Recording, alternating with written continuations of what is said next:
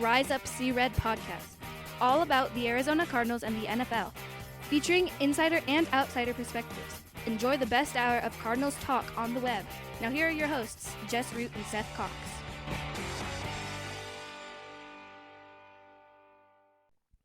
Hello, Arizona Cardinals fans, and welcome to the latest edition of the Rise Up See Red podcast. I'm your host, Jess Root, from CardsWire.com, the USA Today NFL wire site that covers the Arizona Cardinals. And on the line with me is my co-host, Seth Cox, from RevengeOfTheBirds.com, the Arizona Cardinals site from SB Nation, and also one of the hosts of the original Draft Breakdown podcast. And we're here to talk about Arizona Cardinals football as they enter the bye week on episode 383. Yes, we're clear coming up on 400 shows since 2013 or whenever it was we started the show way back when it was Revenge of the Birds Radio, and even before Seth was on the show, because I started with a couple of guys for a bit, then Seth joined, and we've been doing this for a long time, but we don't have happy things to talk about in this episode because, the Cardinals stink. And even when they don't stink, they still lose, right? So we're going to talk about that oh my gosh loss. The oh my gosh loss to the Los Angeles Chargers this past Sunday. And we're going to talk about 3 good things that we saw, 3 bad things. We'll talk about Sean Payton. It's Sean Payton and watch the plans and injuries, what the Cardinals are planning on doing on the bye week, and then we'll talk about Kliff Kingsbury's job security. So let's go ahead and get started, Seth. First and foremost, how believable for you was the ending to that football game? I mean, I saw it coming after the second 3-and-out, when that was the 3-and-out where DeAndre made a spectacular one-handed 4-yard catch, and then the next play he hit Trey McBride in the numbers, and McBride let the ball get knocked out, and you're like, oh, okay, so this is how this is gonna go, because this is the quintessential Arizona Cardinals this year. It's you get a spectacular semi-meaningless play, and let's not take away from that play by well, honestly, what was the greatest part about that is that it kept the ball from being picked off. Right. You get that to perfect pass in a tight window, first down, may not ice the game completely, but like it now all of a sudden they're going to have to start using their timeouts. It's going to flip field position completely. And you're just like, oh, well, okay. And then they got the ball back, and again, it just went back to, let's just not do anything that loses the game for us. And that's a mentality that's unfortunately what happens when you're a bad team. You're afraid to make a play because you're afraid of the consequences if you fail. And that's just what a bad team does, unfortunately. And it's a mentality as much as it is a talent issue. And, it's unfortunate, but you had to see it coming, right? Like you had to see after the second 3-and-out, when they moved the ball a little bit, and then you got the big sack from Isaiah Simmons. You were like, they moved the ball quite easily before that sack. And then to just go up the middle, no gain, sacked, and then a screen to get to the 2-minute warning. Like you couldn't even get to the 2-minute warning, man. Like you got the ball with 2:19 left and you couldn't even get to the 2-minute warning. Like that was just, it was just sad. And when they got the ball back, and I was there at the game in the press box, and and Tyler Drake over at Arizona Sports can attest to this, is that he's like, are we going to go overtime? I said, no, they're going to go score the touchdown, and they're going to go for 2. That's Brandon Staley. I'm not saying they're going to get it or not, so they might still win, but totally what's going to happen is they're going to go down and score a touchdown, and they're going to go for the win. And that's literally what they did. Everything went wrong on that. So that series was just a cluster F. And they get the punt. It's not a great punt to begin with. It's an okay punt. But then they give up the 15-yard return, which puts them in plus territory. So they're already in Cardinals territory with less than 2 minutes left. And, yeah, so you kind of knew what was going to happen. And then, you know, those 2-point plays are interesting because they have a lot of, unless you're completely expecting it. And it was interesting after the game is because Budda Baker's, he kind of getting frustrated because he was on the defensive right side to guard the slot, and so they threw it to the defensive left side. And then he said it's the same old story. He says I go to one side, they throw it to the other side, and they just didn't have they didn't break on the ball quickly enough, and in a quick in route like that, you've got to jam them, and you've got to create. You can't let them have a free release. No, there. You can't. That's again goes back to where Isaiah. I mean, he's turning into a nice player, but he's still not quite a good player. And perhaps what they'd seen on tape before is that play instead. Like if he oversells to cut it off, that maybe the route goes behind him. And so there's that possibility. But yeah, that's the you have to gamble on one way or another. And at least in that case, Simmons, because of his length and recoverability, if he goes to break the route to the inside and to push him outside and to go, he at least has the length to be able to get to recover late and the athleticism to get back and get a hand up to perhaps cause some problems. And maybe it was also schematically they just didn't have a fail-safe for that read as well. So if he goes to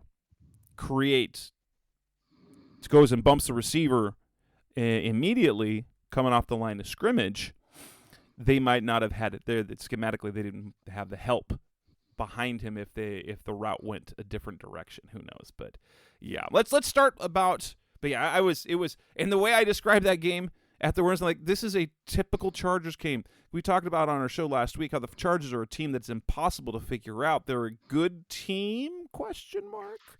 They play teams really tough, and they play these wild end-of-game scenarios, and they don't always win. But this time, they get the touchdown, they get the 2-point conversion, and that was basically it. And you can tie it up to a handful of plays after that. But what we're gonna do to start, we're gonna talk about 3 good things for the game, 3 bad things, and move on from there. So Seth, what was your first good thing about that game on Sunday?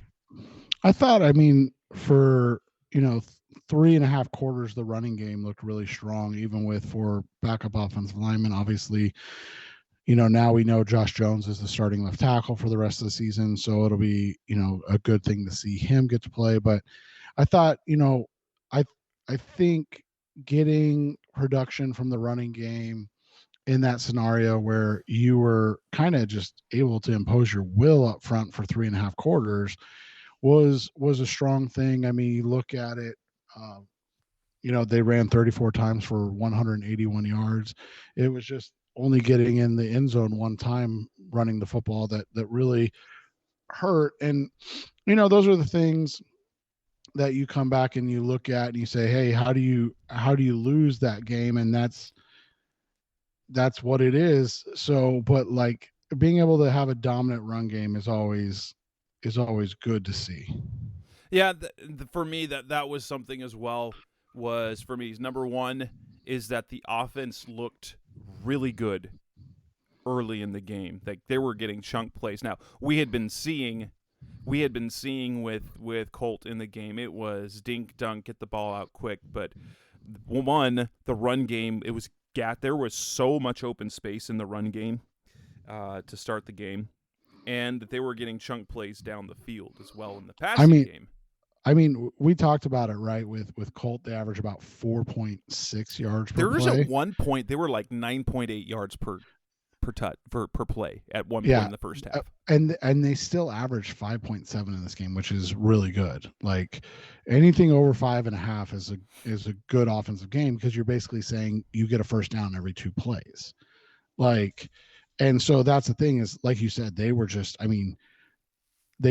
humming along offensively for 2+ quarters, and that was just good to see. It was like they scored that touchdown pass in the fourth quarter, and then all of a sudden it was just like they turtled a bit. Yeah. What was your number 2 good thing?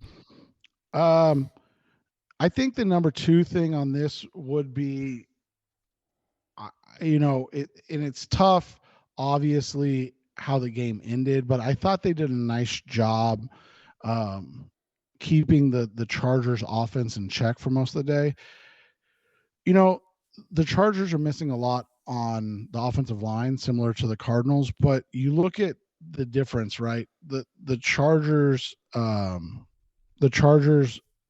yards per play was 4.9, and a lot of that came at the end of the game.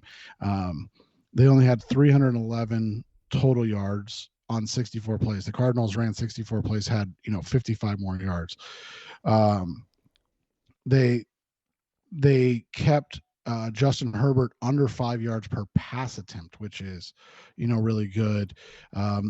For whatever reason, the Chargers chose not to run the ball, so they kept him under 100 yards rushing. They did give up 5 yards per carry, and some of that was I think it was Herbert had 2 ridiculous scrambles. Yeah, I think it was like 23. Yeah, a 23-yard scramble, which, it is still a run technically, so that really helped. But they kept Eckler to 4 yards per carry, and so I thought. And then they had 4 sacks in the game. And that's always a big thing. They got a little hosed in the turnover room, because they didn't cause a turnover technically, but they technically had 2 that got overturned. But I thought defensively they did a nice job. But it goes to show you how important turnovers are at the end of the day, right? You play a really good game defensively, you basically outplay your opponent defensively, but those turnovers really do loom large at the end of the day. It usually does. My number 2 good thing was actually, honestly, it was the play of the offensive line. This is an offensive line that is hodgepodge. Who would have thought at the beginning of the year that the starting offensive line would be Kelvin Beachum, and he's the only guy Max Garcia, who wasn't even on the team when the year started. So you got Max Garcia, Billy Price, also wasn't on the team, Rashad Coward, a guy no one had ever heard of that came in the last 2 preseason games, and Josh Jones. And by the way, Rashad Coward was actually a defensive lineman, I think, as recently as last season, or it might have been 2 seasons ago. So he actually played defensive line in the NFL. That's right. That's actually right. Yep, he played 4 games as a. So it appears that he's bounced between. So I'm looking at his. He's played both, but I think last year in Pittsburgh he played 4 games on the defensive line. He started as a D tackle, as a defensive lineman in Chicago. They moved him to guard. He played guard for 2 years, and then went back to defensive tackle. And low-key, okay, Rashad Coward is kind of interesting because he didn't make the team initially. They had him on the practice squad because they liked him. Then he gets hurt. Then he gets cut. He's been gone long enough, and he comes back. But yeah, the offensive line play is interesting. And what we saw is they traded for Cody Ford. Cody Ford's no longer in the starting lineup. It's Rashad Coward. For 2 games, they alternated series, and Coward is apparently won that job. Although there's an injury to watch with him. He finished the game, played every snap, but he went to halftime. He went to the locker room 30 seconds before everyone else. I saw him after the game in the locker room. He had ice on either his right pec or shoulder. So that's something to, luckily for the bye, but that's an interesting thing. So my number 2 is the offensive line play because, well, one, you look at the run game. Now we know that the Chargers are a terrible run defense, but there was so much space in the running game for the first 2.5 quarters. And then you also go to the only sack that they gave up was a corner blitz. And so you can't really complain about the offensive line play when you rush for 181 yards and you only give up one sack. And that again, that's not a one-on-one against one of the front 7. It was a corner blitz. Yeah, and so I'm with you. I think the offensive line played a great game. I thought the defense played a good game, and that's why it's interesting that they lost this game because, the third thing I would say I took from this is that this offense is going to be fun to watch once they are up to speed and kind of in sync with everybody, but it does worry me a little bit if guys are going to check out now that they're 4-8. Yeah, my number 3 is, and it wasn't anything about the play. They both made impactful stuff in the game, but was Hollywood and Hopkins on the field at the same time. Finally this season. It took to week 12, but they were finally on the field together. And Brown played darn near every snap, and he was coming off of IR and was supposed to be limited. Hopkins was limited a little bit, so he played a little bit fewer snaps than he normally would. But you could still tell that if they could just get everybody healthy, this would be something fun to watch. But yeah, and so those are the good things. So coming up next on the Rise Up Sea Red podcast, the best of Cardinals talk on the web. Let's talk about what are the things we didn't like. Our three bad things. That's coming up next on Rise Up Sea Red. We're back on the Rise Up Sea Red podcast, the best of Cardinals talk on the web. Let's talk about the negatives, the things that went wrong, or rather the 3 bad things. The 3 bad things from the game. I'll start with mine. One is, here's the thing, and this gets overlooked. Matt Prater's missed field goal. It loomed large. No one remembers it now because it's a 49-yarder, and he's been very good this year. He hadn't missed a kick. He hadn't missed a kick, and it was almost like Kevin Harlan was having too much fun.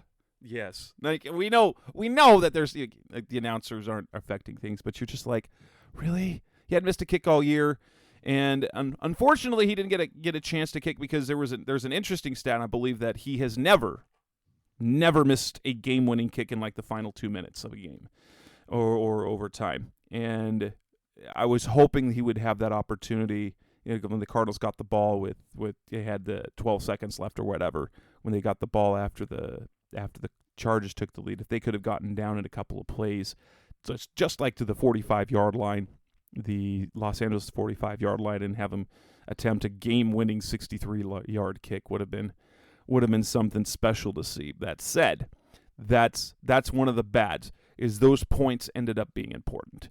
He hits that field goal, it doesn't matter. They would have been the Chargers would have been playing that combo of, do I kick the field goal early and then go for the onside kick and for the touchdown, or do I keep going for the touchdown and then do the onside kick? He makes that the game's over. The Cardinals win. Yeah, and that's the thing is you look at this was just a game where you couldn't have those mistakes, and so like, you bring up the Prater situation. For me, the Cardinals turnovers, and it was disappointing because you look at the fact that James Conner had never fumbled in a Cardinals uniform. Never. Or at least lost a fumble. I don't know. He probably has fumbled, but he's never lost a fumble in a Cardinals uniform. And that's the game he does it when he's what was he, 9 yards downfield? Yeah, it was an 8-yard run, and then he coughed it up. That was the thing about that, is that both of the turnovers that happened with the fumble at the beginning of the first quarter by James Conner, and then the Kyler Murray interception on 4th down, they were coming at a time when the offense was just seemingly unstoppable. And so it not only were they turnovers, but they were turnovers when they weren't even playing badly. They were playing really well. And then, take one of those away, and yeah, they probably win that game. Yeah, and it's just unfortunate because, like we said, it was just not the time or the place to have those situations. What's your second one? My second one is the bad things. And honestly, bad luck.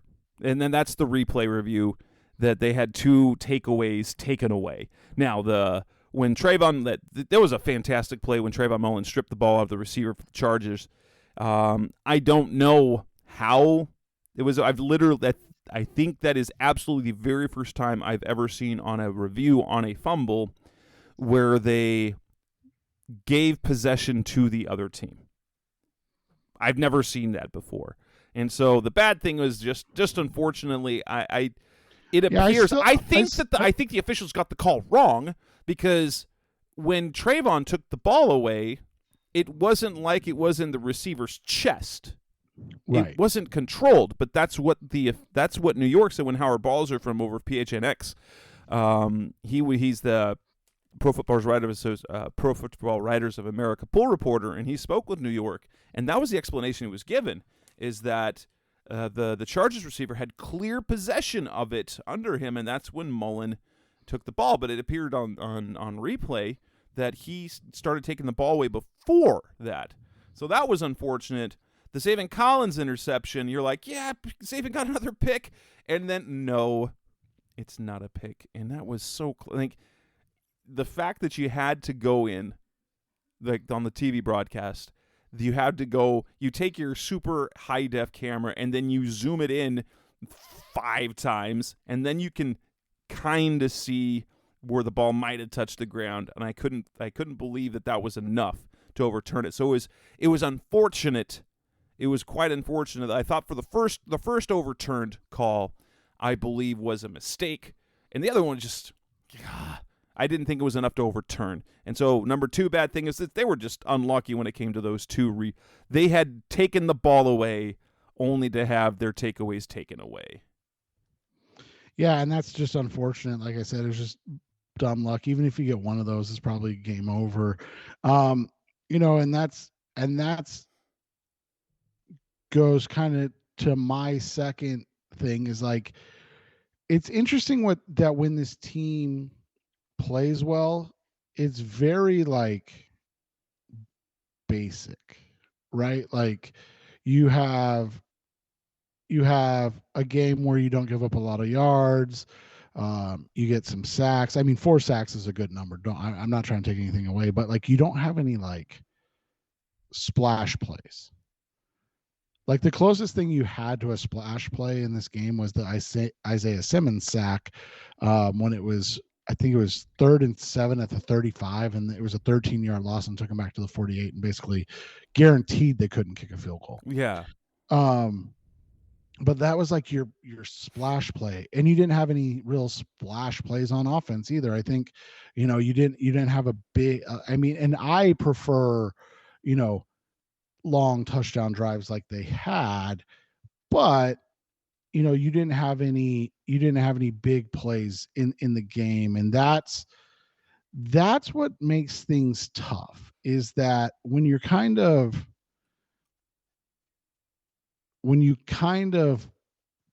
plod along, if you will, you're having to continue to be perfect.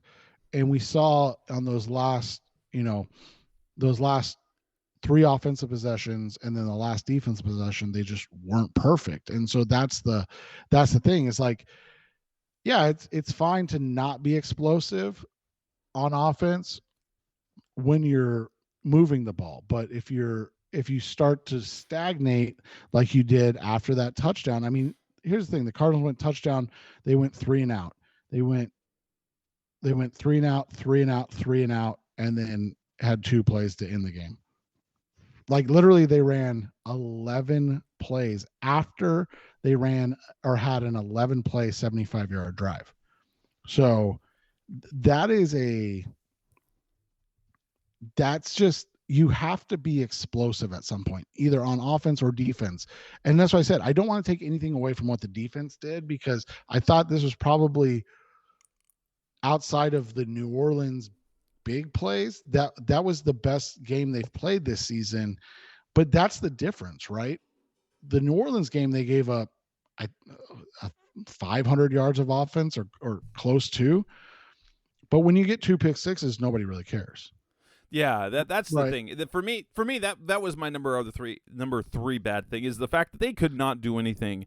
They were unable, for as much as they were able to move the ball for 3 quarters, how they could suddenly not move the ball. And it was very uncharacteristic of them, because the one thing that the Cardinals have done under Kliff Kingsbury especially is that they've been able to close out games well and run the ball well late in the game with leads. And that absolutely, they stonewalled. I don't know if it was so much what the Chargers had adjusted, but it felt like all the space went away. There were some very fun, interesting run concepts that they ran in the first half, with a lot of basically where they created a lot of interference that allowed Connor to break free and get an open space.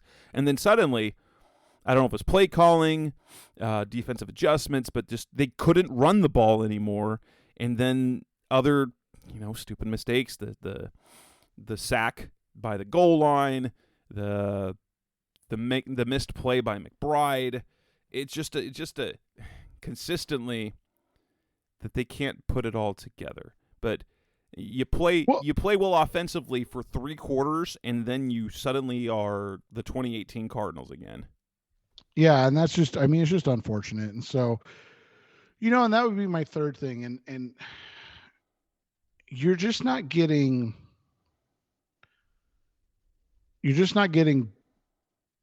big time performances from the big time players. And again, we talked about like the Hopkins catch. It was a great 4-yard reception. Fantastic. But yes, I understand it saved an interception, but it didn't do anything. And that's where you need somebody on this team, whether it's Hopkins, one of the highest paid receivers in the game, Kyler, one of the highest paid quarterbacks in the game, Buddha, one of the highest paid safeties in the game, any of these guys that are the high paid guys. James Conner's a well-paid running back in the NFL. Like, somebody's got to make a play. Right. And that's the thing. That's the whole thing this year. This Cardinals team was built to be a great offense, and they have not been a great offense this year. And so it's like somebody's got to make a play. And I just don't understand. And maybe that's what the biggest issue is they just lack a true alpha. As great as DeAndre Hopkins is, he's never been really an alpha. And it seems like when Kyler tries to take that on, it gets perceived negatively within the media, right? And so those damn narratives again. Yeah, and so it's just an interesting concept. Yeah, coming in next on the Rise Up Red podcast, the best of Cardinals talk on the web. Let's move on. It's time for Sean Payton watch. That seems to be in the news everywhere. It is the talk of Cardinals fans all over Arizona. That's coming next in Rise Up Red. We're back on the Rise Up Red podcast, the best of Cardinals talk on the web. And at this point now, 4-8, it feels like every local media outlet, fans are now on Payton watch, not to be confused with the 2012 Peyton Manning watch, which was fun to say the least back in the day. But Sean Payton is rumored, and this came from an ESPN, kind of a league-wide dump of information. Dan Graziano and Jeremy Fowler talked about, Sean Payton kind of sniffing around the league for potential jobs and suggesting that the Chargers might be his favorite, but that the Cardinals, if they end up with a vacancy, could be a team he is eyeing as well. And then on top of that, we get the news on, I think it came out on Monday, where we learn about a connection that Payton already has with the Cardinals, and that is that when he was a ball boy growing up in St. Louis, and that he was a ball boy for the Cardinals back in the Jim Hanifan and then Gene Stallings days, right before they moved to Arizona. So that is quite the thing. So it's just adding to the lore of this. Let's talk about Sean Payton then. First off, would he be a fit here? Firing Kliff Kingsbury aside, would he be a fit here? What type of general manager would he need? Could he work with Steve Keim the way things and the way things are constructed? And would this be a job he would take?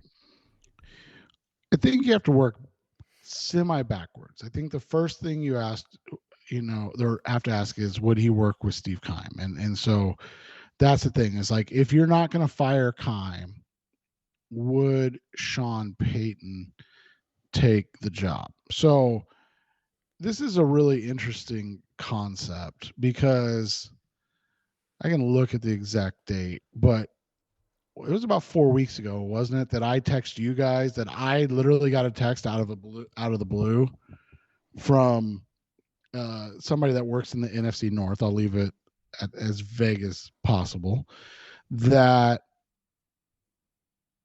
Sean Payton was interested in the Cardinals.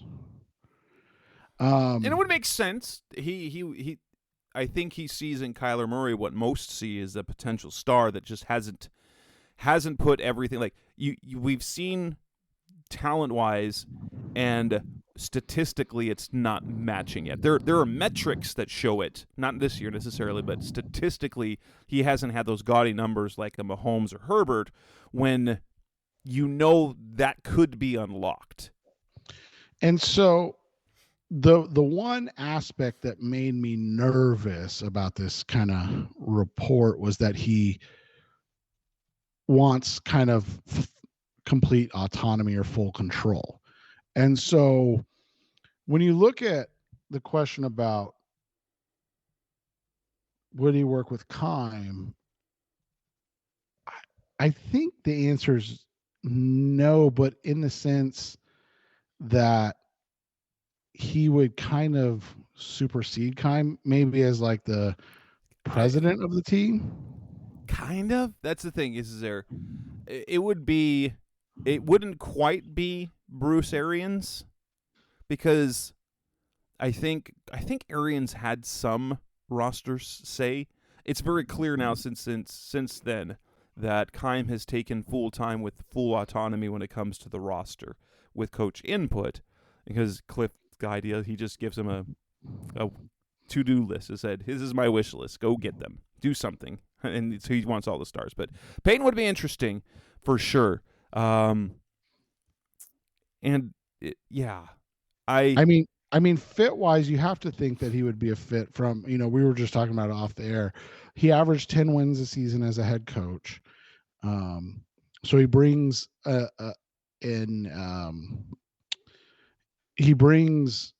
something that Kliff, quite frankly, never had. And it wasn't an issue for you and I, but it can be an issue for a lot of veterans, and that's credibility, right? Like, he's got a winning credibility that he doesn't have really much to prove. And he won in a place that's really hard to win in New Orleans. Right. And he won in a place that was similar to Arizona, where he set the standard, and now they're trying to replicate it, futilely. And so, I think he would come here with the idea that he would kind of be the king of the castle, so to speak.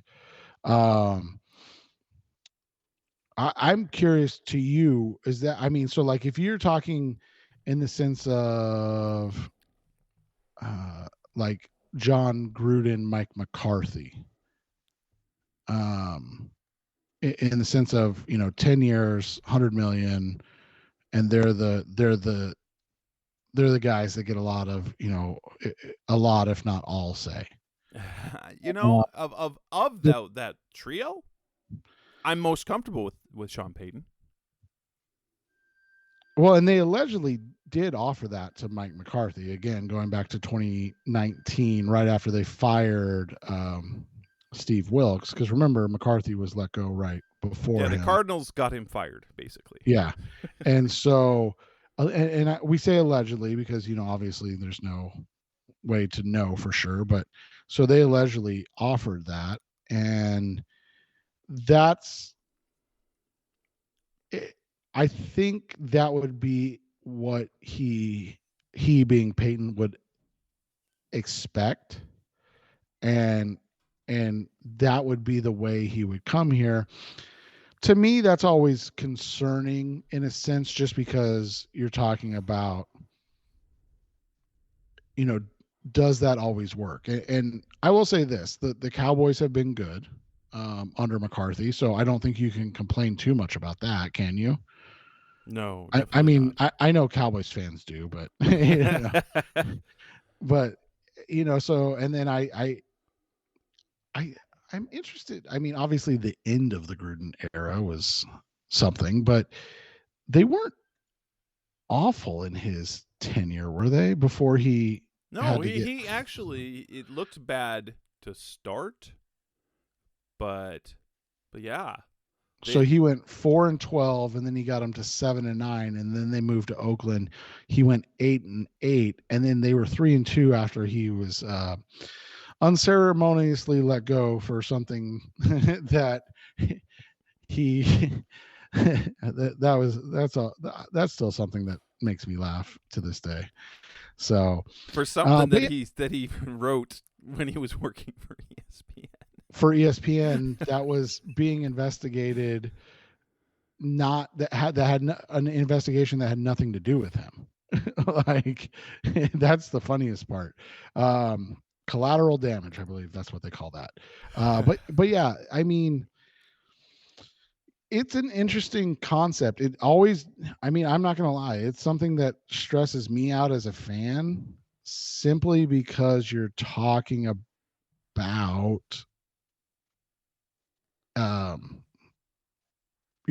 I mean, I know people aren't a huge fan of Kliff, but the hiring of Kliff wasn't a Hail Mary. And the reason I say that is because that was literally the best they could do. And so, I'm not trying to be negative. I'm not trying to say anything, but that was the best they can do. Basically saying, hey, Sean, save us from being the Cardinals.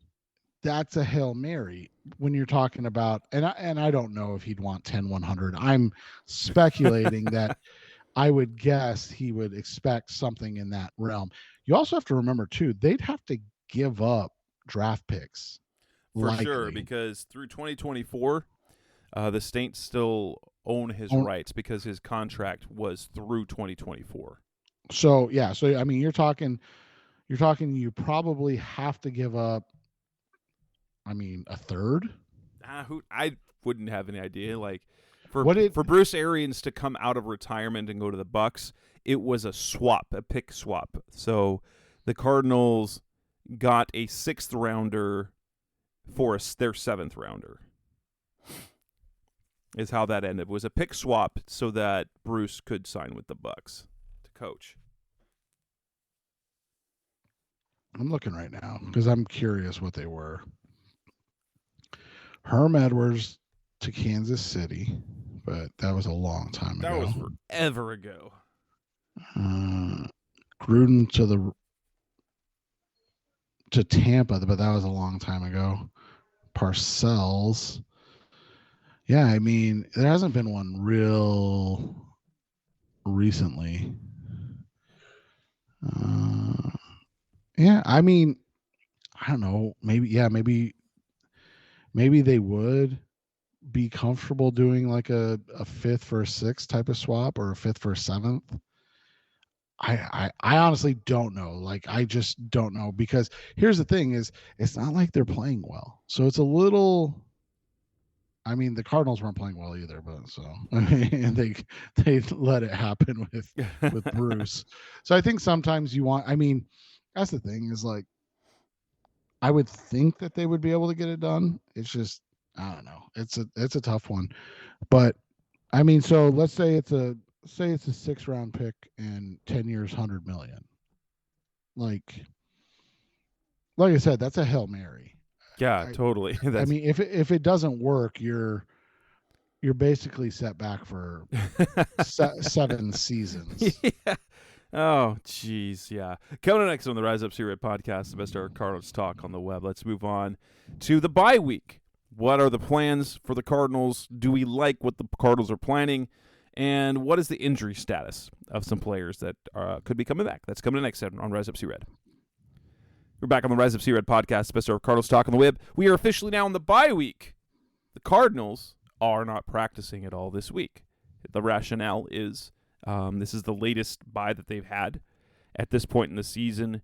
Rather than doing non-game planning or non-install practices where they do a little good on good, first starters versus starters, or just opening things up so that they can just, and Bruce Arians did this. They would run competitive practices rather than the game plan type things on the bye. And so they're not practicing. They had a meeting on Tuesday, and they are off completely until Monday of next week. And there are some guys, there are some people who think Kliff Kingsbury is running a country club. They don't like to practice. Honestly,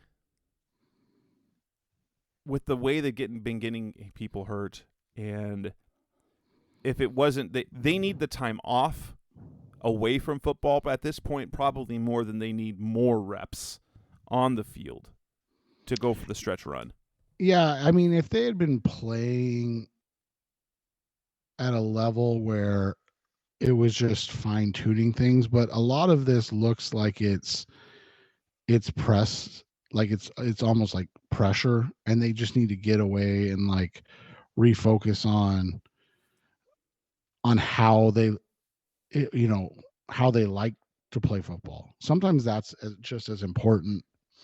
I don't really have an issue with it. I think they got to just come out and get ready for the final 5 games, and hopefully they play well and play up to their level of ability. And if they were to do that, I think it sets them up. You can say, hey, an 8-9 or 9-8 season and not making the playoffs. Yeah, it's unfortunate. It wasn't the best, but we finished down the stretch like we wanted. And then you can look back and go, oh man, can you imagine if they would have won that Chargers game? Oh geez. So yeah, and now the injury status is interesting because now the Cardinals now lose DJ Humphries for the rest of the year. He has a back injury that's kept him out for the last 3 games, and now he is on injured reserve, and he was announced by Kliff Kingsbury he will not return this season.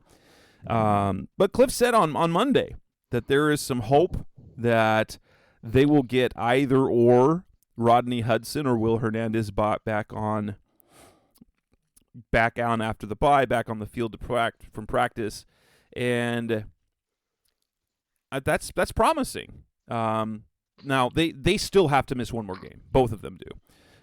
Will Hernandez and Rodney Hudson, they went on IR after the Saints game, and so they've played 3 games. So wait, well, did they?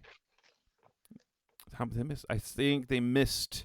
So missed 10. Oh yeah, they missed weeks 10, 11, and 12, and on IR. So they still have to miss the Patriots game, but this will fly in the face of those who think that Rodney Hudson is just out there collecting a paycheck.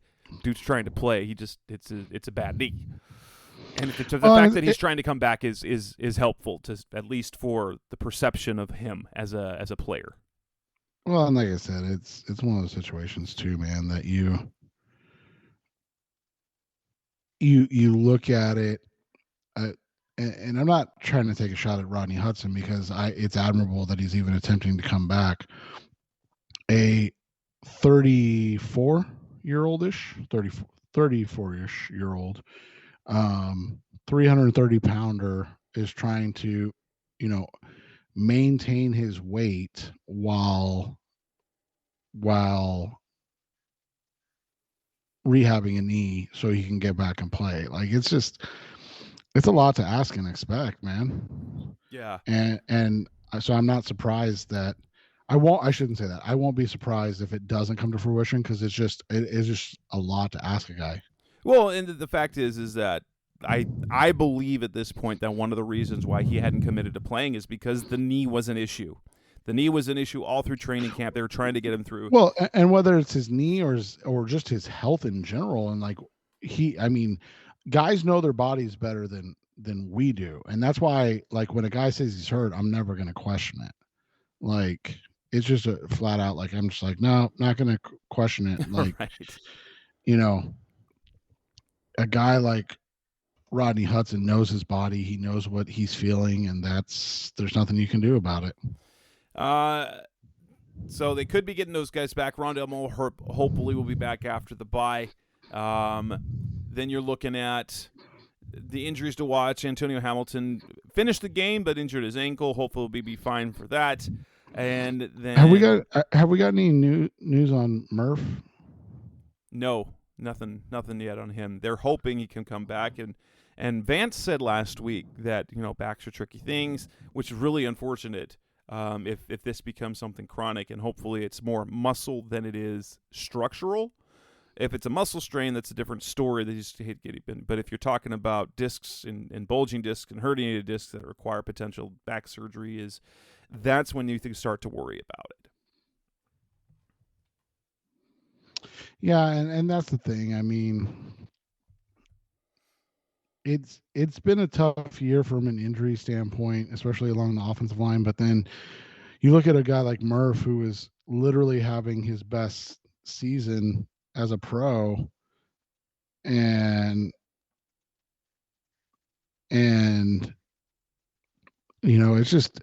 it's disappointing as much as it is anything else. Coming up next on the Rise FC Red podcast, the best of Cardinals talk on the web. No, we won't be previewing a game because it's the bye week. But let's talk about Kliff Kingsbury and his job security. That's coming up next on Rise FC Red. We're back on the Rise FC Red podcast, the best of Cardinals talk on the web. Kliff Kingsbury was asked if he's worried about his job security. He said very firmly no. Now, whether that means he knows he's not getting fired or two, he knows he's going to get paid all that money, whether or not he's fired, that he just got from his extension. And he will surely have a number of opportunities throughout the league, whether it's a coordinating position, play caller, or could get big bucks at the college levels if he wants to go back to that. But going back to the question, how hot do you think Kingsbury's seat is? And I think the sentiment we have to go with here, for me, is that most people don't like it's hard to fire a guy whose extension hasn't even kicked in. That's the best way I can say it. Yeah, I mean that's the thing is it would be tough, and yeah, I mean I just don't think he's gonna get fired unless they finish 4-13. I just really don't. Yeah, I think it's gonna be because if you fire Kliff and don't fire Keim, you look like they look dumb. If they don't fire him, there's going to be plenty of people upset. I've always been one to believe a coach should be given the opportunity to get out of any problems that they have, and so I wouldn't mind seeing that. That said, I mean, yeah, should he? That's going to be interesting. That's the big question moving forward, and I guess it'll depend on whether he loses the team or not. I don't know. I don't think he has to struggle with anything, but the fact that they just need to make sure that they finish the season stuff. That effort never goes down because you can point to a lot of reasons why the offense and defense didn't work out yet. And so I'm unsure because if they were going to fire him, this might have been as good as a week to do it, because you got the bye week, and so you got a chance to work with the staff to kind of build things your way, and then you'll have the players on the field for an extra day on Monday. Yeah, and I agree, and that's the thing is, like, a lot of people want him fired, and understandably so, but I mean, you and I were talking about Sean Payton, and I'm not comparing them from their coaching ability, but you go back to Sean Payton's career, you know, he had 3 7-9 seasons in a row after he won a Super Bowl. And again, if Kliff finishes 7-10 or 8-9 this season, like, yeah, it's not ideal to finish 8-9 after you get an extension, but like I said, like with Drew Brees at quarterback, they went from 11-5, they went 7-9, 7-9, 7-9, and it was really easy. And we talked about John Harbaugh. It's really easy to fire a coach when it goes poorly, because that's just what everybody does. The harder thing is to give him a chance to, like you said, correct it. And you go and look, right, and you look at just different things, and again, go back to Harbaugh, and I know people don't want to compare a guy that won a Super Bowl, but after the Super Bowl year, he went 8-8, and then he went 10-6, then he went 5-11, and then the next year he went 8-8. So again, you go back to it, like a franchise firing a guy, that's as good a time as any. And you might say, well, John Harbaugh has a record, or well, yeah, but he was given time to develop that record. The first sign of struggle, it wasn't like, Harbaugh, you got to go. And so that's the thing. And you look at it, when you fire coaches immediately, you tend to be the team that fires coaches all the time, right? And we've seen it with the Cardinals. I talked about it the other day. Like, I had no idea that San Francisco 49ers had more head coaches in the last, since they joined the NFC West with the Cardinals joined the NFC West. I had no idea they had more head coaches than the Cardinals. That was like a baffling stat to me. But they've had some extenuating circumstances. Marucci quit, or he went to the Lions, I believe. They had Dennis Erickson. They had Mike Nolan. They had Mike Singletary. Then they had Harbaugh, who again quit. Then they had Jim Tomsula. And then they had what's the coach at UCLA, Brian Kelly. Like, so that's the thing, is like, you go through all those coaches, and like, it makes it tough. And then they have Shanahan now, and I've talked about the Shanahan situation before. He went 6-10 and 4-12 his first 2 years in San Francisco. Then he went 13-3, went to the Super Bowl. Then he went 6-10 again. And I get that the Cardinals didn't go to the Super Bowl, but like, Cardinals fans would have wanted him fired after the 4-12 season, right? He's 10-22, and they would have wanted him fired. And it's like, but what are you accomplishing going to get another head coach? Like, at some point, you have to let a guy develop his franchise and philosophy. Now, I will say this: if there's a culture issue where guys aren't buying in, completely different. But we haven't heard that yet. And so until that is something that comes out, then I agree. And here's the thing: there's been enough guys that have left that are big mouth guys, like Pat Peterson and Christian Kirk's not necessarily a big mouth, but guys that have left that they've never said anything about Kliff. Right. It's always been about Keim. Yeah. And so that goes back to the next thing is like, well, I'm not firing a coach until the GM gets fired. If you want to fire Kliff, I'm fine with it. But Keim's got to go. And that's the thing. If Keim doesn't go, I'm literally not advocating for firing anybody if Keim doesn't go, because I just don't see any. Right. I don't. Like, you're going to let him hire another coach. Right. Right. And it's funny because you look at it, a team that's in a very similar situation, the Los Angeles Chargers are having the same conversation about Brandon Staley. And their GM, Tom Telesco, I believe his name is, just hired his fourth head coach. And that's crazy. And so that's the thing is like, or maybe Staley was his third. I might be, but that's the thing is like, you look at it, and again, you're advocating to be the Chargers, right? That's what you're doing. So you look at it, Mike McCoy, or sorry, not Mike McCoy.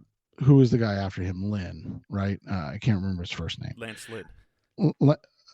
9-7. Okay. First year, 12-4, and then lost in the playoffs, then 5-11, and then 7-9. And so you fired him and you're like, going to get somebody else. We got this new quarterback. Got to make sure that we get this guy the right head coach. Bring in Brandon Staley, boy genius from the Los Angeles Rams. They're going to bring in, the right fit at offensive coordinator and Joe Lombardi. It's going to be perfect fit. 9-8, and they're right in the same aspect again. 9-8. Like you're getting the same results. You're just putting different names in there. Like at some point, you either let somebody build something or you have to burn it all down and start from scratch. And like, and this yo-yoing of coaches is not going to build anything. It's literally just going to be the same cycle. And I get it. The fourth year, you wanted more out of Kingsbury. I don't disagree. But Anthony Lynn, that was his name. Oh, Anthony Lynn. Lance Lynn's the pitcher for the Cardinals. I like that we had a sports cross reference. I said the name, teams. I'm like, that's not right. But that's not right. But that's the thing. So, I agree. This is literally like going into that vicinity. Went 9-7, 12-4, then 5-11, and then you go 7-9 the next year, and you're like, okay, we got to make a change. And then you make a change, and nothing changes, right? Right. It's just a different guy making those decisions. Yeah, and when you give a guy an extension, you're saying, I'm with you. So yes, we want to win.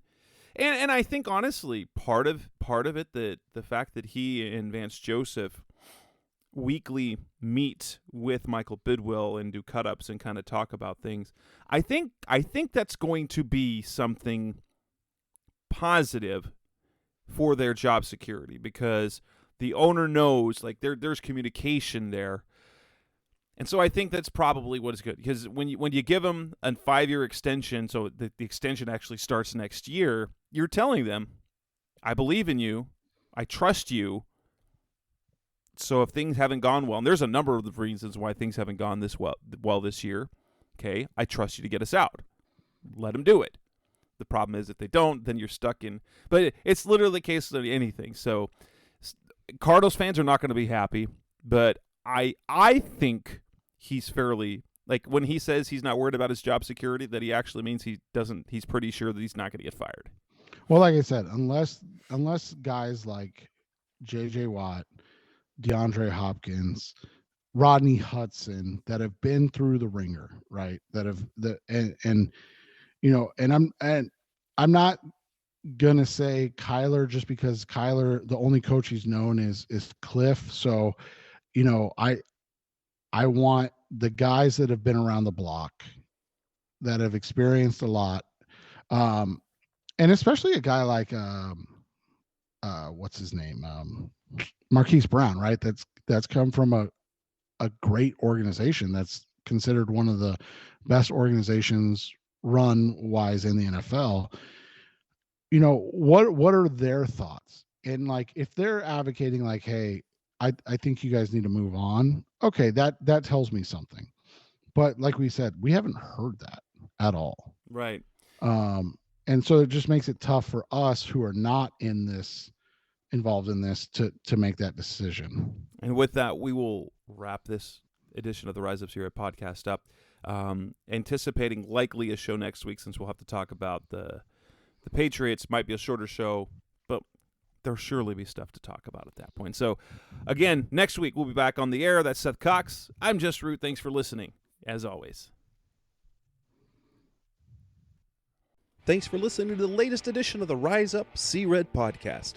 Listen to previous episodes and subscribe to the show on Apple Podcasts, Stitcher Radio, Audioboom, or many other podcast platforms so shows are delivered directly to your mobile device. Please give the show a 5-star rating and always support the sponsors who support the show. We'll be back soon for the best hour of Cardinals talk on the web. Rise up, Red Sea, be Red, See Red, and of course, Rise Up, See Red.